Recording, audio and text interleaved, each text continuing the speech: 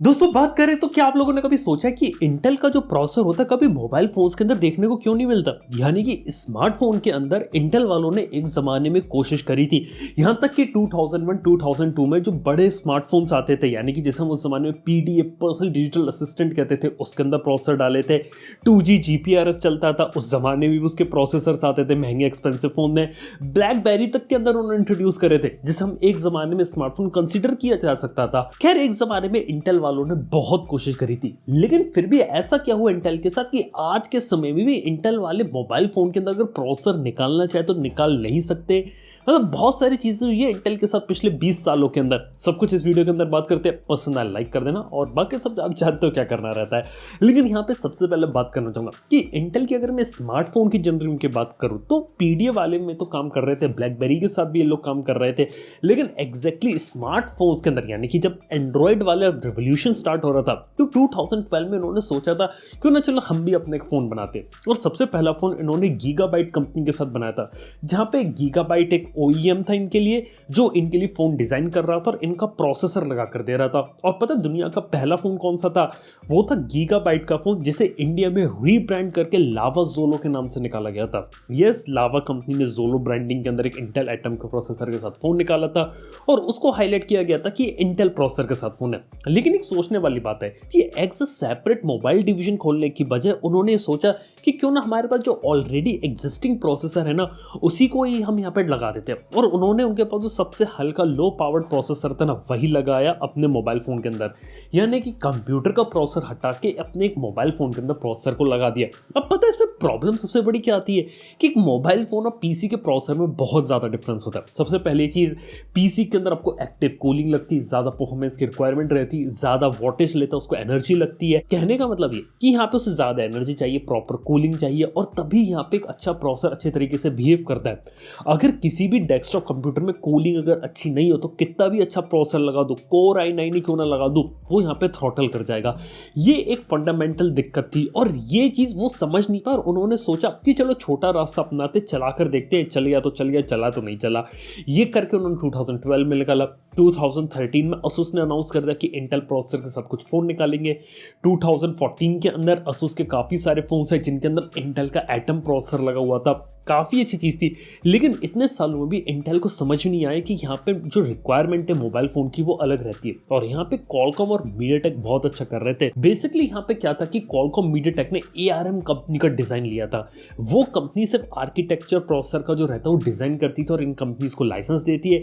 ये कंपनीज अपने हिसाब से पूरे प्रोसेसर को डिजाइन कर रही थी, जबकि इंटेल का प्रोसेसर बना हुआ था पुराने पीसी वाले डिजाइन के अंदर, जिसके अंदर जो पीसी होता है ना उसके अंदर जो प्रोसेसर रहता है उसी का ही एक स्ट्रिप डाउन वर्जन, यानी कि उसी का एक छोटा भाई लोग क्रिएट कर रहे थे, जिस वजह से उस अच्छे तरीके से एफिशिएंसी निकल पा रही थी, ना ही ऑप्टिमाइजेशन हो रहा था और कुछ एप्स वगैरह के अंदर भी इनकम्पैटिबिलिटीज के इश्यूज भी थे। कहने का मतलब है जो रोड थी ना वो उतनी ज्यादा खास नहीं थी। लेकिन यहाँ पर देखा जाए तो इंटेल वाले कमबैक भी कर सकते थे, जैसे कि ARM के डिजाइन के ऊपर कूदना और ARM का डिजाइन लेके स्मार्टफोन के लिए कंप्लीटली यूनिक प्रोसेसर निकाला, लेकिन उन्होंने किया नहीं। लेकिन एक दुनिया में एक ऐसी कंपनी थी जिसने ये रास्ता पकड़ा और वो है एप्पल। एप्पल ने क्या किया कि शुरुआत से एप्पल सिलिकॉन के पीछे भाग रही थी, चाहती थी कि उनका खुद का बनाया हुआ प्रोसेसर और एक ही प्रोसेसर के अंदर वो सारी चीजें इंप्लीमेंट कर दे। और आप खुद देख सकते हैं कैसे एप्पल की M1 और जो M2 चिप्स आई है उन्होंने कैसे धमाल मचा दिया। बेसिकली उन्होंने ARM का डिजाइन लिया, यानी कि आईफोन के अंदर जो प्रोसेसर बनाने की टेक्नोलॉजी थी उसी को ही एक्सटेंड किया लैपटॉप्स वगैरह के लिए। और उन्हें पता था कि ये टाइप की चीजें फ्यूचर में हो सकती हैं, इसके अंदर वो एफिशिएंसी भी निकाल सकते हैं प्लस ज्यादा परफॉर्मेंस निकाल सकते हैं। और सिमिलर कंसेप्ट एप्पल ने प्रूव करके दिखा दिया कि कैसे मोबाइल फोन के प्रोसेसर को आप बड़े कंप्यूटर्स के अंदर भी यूज कर सकते हैं। ये कंसेप्ट थोड़ा ज्यादा बेटर था, मतलब कि स्मार्टफोन के प्रोसेसर को बड़ा करके डेस्कटॉप के अंदर फिट किया जा सकता है, लेकिन डेस्कटॉप के प्रोसेसर को छोटा करके स्मार्टफोन के अंदर, यार ये उतना एफिशिएंट आइडिया नहीं था। खैर यहाँ पर देखा जाए तो इंटेल की कहानी में काफी सारे ट्विस्ट और थे, जैसे कि AMD राइजन का आना। देखो एक जमाने में इंटेल बहुत अच्छा चल रहा था, इंटेल के 14nm के प्रोसेसर बहुत तेज से धूम मचा रहे थे मार्केट में, लेकिन जब से उसे AMD राइजन का कंपटीशन देखने को मिलने लगा ना उसके बाद इंटेल की कहानी भी थोड़ी ऊपर नीचे होने लगी। यानी कि इंटेल की तरफ से मार्केट शेयर जाने लगा, AMD कब्जा करने लगा और इंटेल ने फिर क्या किया कि सारा का सारा जो फोकस रहता है ना वो अपने पीसी वाले प्रोसेसर के अंदर डाल दी कि लैपटॉप और पीसी के अंदर जो प्रोसेसर होते हैं उसकी लाइनअप को कैसे एडवांस किया जाए। खैर उन्होंने इसके अंदर काफी सारी नई टेक्नोलॉजीज डाली और अपने प्रोसेसर के अंदर तो इतनी इंस्पिरेशन ले ली, जैसे मोबाइल फोन में नहीं होता low power core, high performance core, ऐसी चीज अब उन्होंने अपने प्रोसेसर के अंदर डालना शुरू कर दी। लेकिन जबकि अगर मैं बात करूं कॉलकॉम, स्नैपड्रैगन या मीडियाटेक की, उन्होंने क्या किया कि उन्होंने अपने प्रोसेसर पर शुरुआत से फोकस रखा और उन्हें पता था कि उन्हें मोबाइल फोन्स के लिए प्रोसेसर बनने और इसीलिए वो वहां पे ज्यादा बेटर तरीके से काम करते चलेगा। यानी कि अगर हम बात करें कि एक मोबाइल फोन के प्रोसेसर और पीसी के प्रोसेसर में काफी ज्यादा डिफरेंस होता है। ऑब्वियसली आर्किटेक्चर वाले चेंजेस तो हैं, लेकिन एक मोबाइल फोन की एसओसी में काफी सारी चीज होती है। वहाँ जीपीयू होता है, आईएसपी होता है इमेज प्रोसेस करने के लिए, एआई के लिए स्पेशल कोर्स डालते हैं ये लोग मोडेम्स को इंट्रोड्यूस करते हैं उसके अंदर।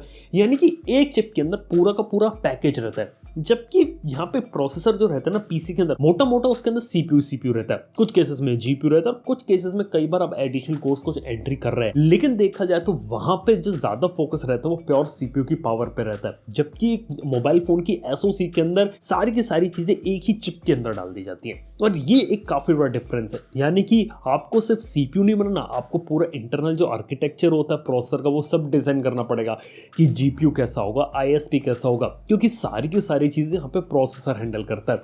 और इसीलिए देखा जाए तो इंटेल वाली चीज यहाँ पे डेवलप नहीं कर पाए, लेकिन मीडियाटेक हो गई, क्वालकॉम हो गई, ये लोग यहाँ पे एडवांसमेंट लाते चले गए। यहाँ तक की बात की जाए तो इनके पास भी शुरुआत में इंटेल के पास कोई मोडेम वगैरह की टेक्नोलॉजी नहीं थी, वो भी इन्हें सब बाहर से लेना था, इसलिए काफी ज्यादा लूज कर गए। लेकिन इंटेल वालों ने बीच में ऐसा सोचा था कि यहाँ पे चलो 5G का जब एरा आएगा तब हम कम बैक कर सकते हैं और इसीलिए उन्होंने अपने 5G का यूनिट यहाँ पे ओपन किया था जो यहाँ पे स्पेशली डिजाइंड 5G मोडेम्स को डेवलप करेगा। बिल्कुल काम बहुत ही अच्छा चल रहा था, लेकिन बीच में आता है यहाँ पे एप्पल। और पता है एप्पल इंटेल वालों को कैसा ऑफर देता है जिसे इंटेल वाले मना नहीं कर पाते। यानी कि आज के समय में इंटेल ने जो 5G मोडेम डिवीजन शुरू किया था ना वो एप्पल के पास जा चुका और वो एप्पल के लिए R&D कर रहा है यहाँ पे। कुल मिलाकर बात यह कि इंटेल वाले अभी भी मोबाइल फोन की दुनिया से काफी ज्यादा दूर है और लगता नहीं कि फ्यूचर में आपको कुछ यहाँ पे देखने को मिलेगा इंटेल की तरफ से।